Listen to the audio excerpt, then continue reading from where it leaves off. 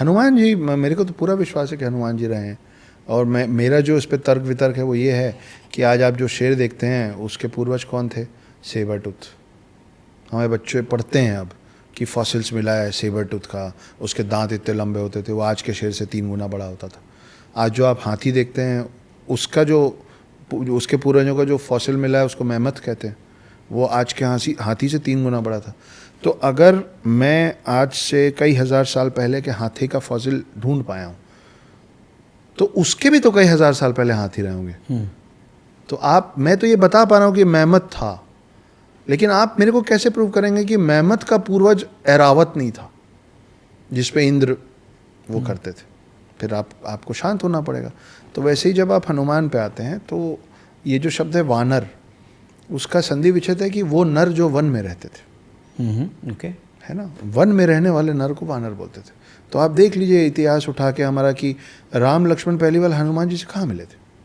जंगल में मिले थे। हनुमान जी उनको सुग्रीव के पास लेके गए थे तो कहाँ गए थे? गुफा के अंदर गए थे। ठीक है, आपका साइंटिफिक नेम होमो सेपियंस, ये आपको पढ़ाया गया है, सिखाया गया है कि आपके पूर्वज बंदर हैं। ठीक है, लेकिन क्या आज इन प्रेजेंट बंदर में सिर्फ एक ही प्रजाति है क्या?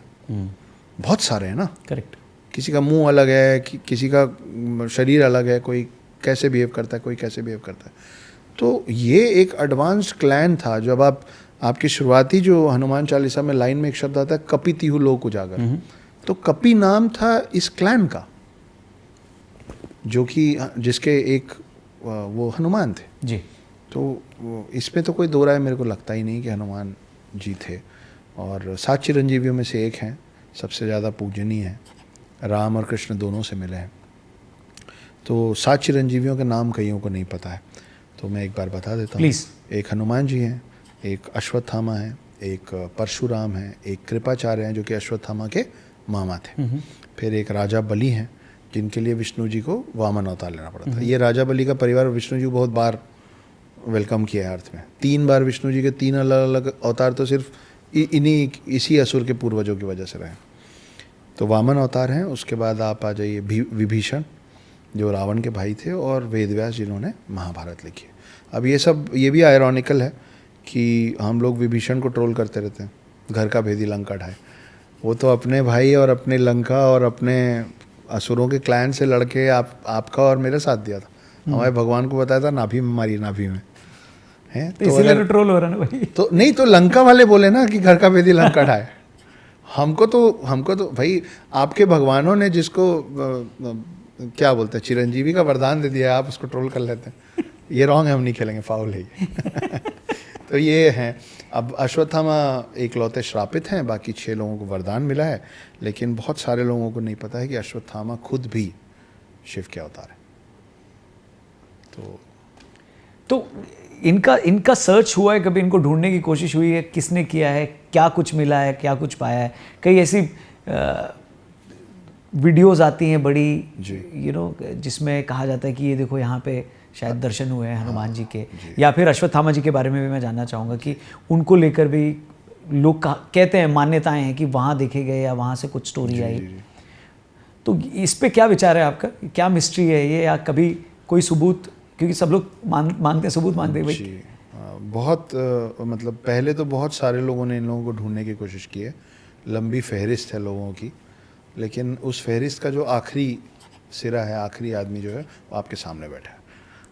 तो आपने हनुमान जी को ढूंढने की कोशिश नहीं, मैं द हिडन हिंदू में मैंने 7 चिरंजीवी, मैंने एक किरदार बनाया जिसका नाम ओम शास्त्री है। ओके। और वो बोल रहा है कि मैं 8वां चिरंजीवी हूँ, जिसके बारे में दुनिया ने अभी तक ना कभी सुना है ना कभी पढ़ा है। और मैं ढूंढ रहा हूँ 7 चिरंजीवियों को। अब तक मैं छुपा हुआ था इतिहास के पन्नों में, अब बाहर आया उन लोगों को ढूंढने में। मैं 4 युग जी चुका हूँ। मैं सतयुग से भारत, देवभूमि भारत में हूँ, अब पकड़ में आया हूँ। मैं राम से भी मिला हूँ, कृष्ण से भी, लेकिन I am none of those 7 immortals. तो उस कहानी के माध्यम से क्या मालूम ये चिरंजीवी में से कोई मेरी किताब पढ़े और बोले तुमको बहुत शौक है, मैं आता हूँ मिलने तुमसे। तो हम इंतज़ार में हैं। लेकिन हाँ, बहुत सारी कहानियाँ हैं। अश्वत्थामा की कहानियाँ मध्य प्रदेश में चल रही हैं, हमेशा से चलती आई हैं। ऐसे मंदिर हैं जो रात को बंद हो जाते हैं, मगर जब सुबह खुलते हैं तो वहाँ पूजा पाठ हो चुकी होती। तो बंद किवाड़ के अंदर कोई कैसे जाता है और कैसे करके निकलता है। ये अश्वत्थामा से जुड़ी कहानी? अश्वत्थामा से रिलेटेड है ये कहानी। फिर बस्तर में कृष्ण जी का एक मंदिर है, उसको हमें गया था बचपन में अपने स्कूल फ्रेंड्स के साथ। तो उस मंदिर के लिए कहा जाता है कि एक समय है शाम का जब किवाड़ बंद हो जाता है, उस मंदिर मतलब जो गर्भगृह है उसके अंदर एक बेड लगता है, और उस बेड को मैंने देखा है अपनी आंखों से।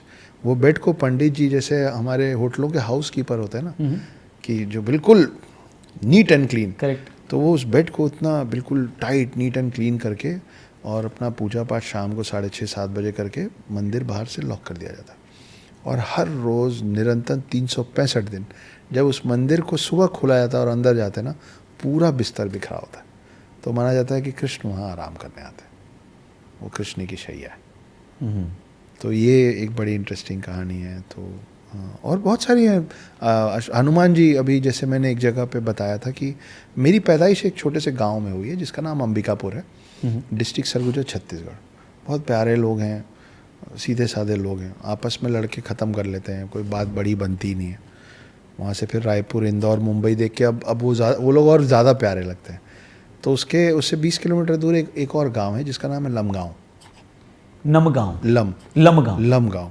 वहाँ पे बहुत सालों पहले एक किसान को सपना आया, और लगातार 2-4-5 दिन तक सपना आया। हनुमान जी बोले मैं पेड़ के अंदर फंस गया हूँ, एक पेड़ में फंसा हुआ हूँ, निकालो मेरे को। एक दिन सपने को इग्नोर किया, दूसरे दिन किया, 3-4-5 दिन जब ऐसा हो गया तो गया कुल्हाड़ी खरीदने। तो दुकान, छोटा सा गाँव, सब एक दूसरे को जानते हैं। तो दुकान वाले ने बोला कि तू किसान है, तू कुल्हाड़ी क्यों खरीद रहा है? बोले वो एक पेड़ काटने जाना है। पेड़ काटने जाना? तू क्यों पेड़ काटने जाएगा? तो बोले यार मेरे को ऐसे, बता दिया कि यार मेरे को ऐसे ऐसे सपना आता है, हनुमान जी मेरे को जंगल के अंदर पूरा रास्ता बताएं, वो एक पेड़ है, मेरे को उसको काटना उसके अंदर।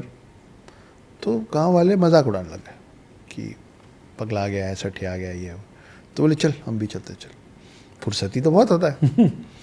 तो कुछ लोग गए, और फिर जब उस पेड़ को काटा गया तो उसको पता था कि इस हाइट के ऊपर से काटना है, इसके नीचे काटूंगा तो हनुमान जी को चोट लग जाएगी। अच्छा। हाँ, तो जब वो पेड़ काटा गया तो उसके अंदर सच में हनुमान जी की मूर्ति निकली, जो अभी तक बढ़ रही है। वो छोटी सी मूर्ति निकली थी, उसका साइज हर कुछ साल में कुछ इंच बढ़ता है। ये फैक्ट है।